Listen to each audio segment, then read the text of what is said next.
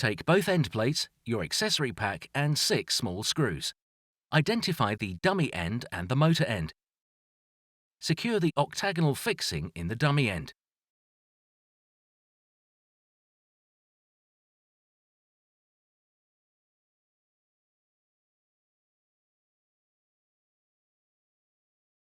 For the motor end, insert the screws and then remove.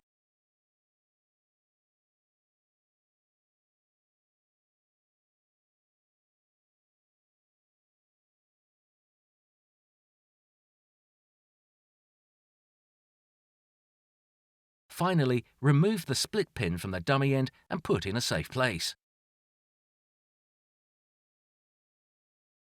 The end plates should slot into the top of the prepared guides.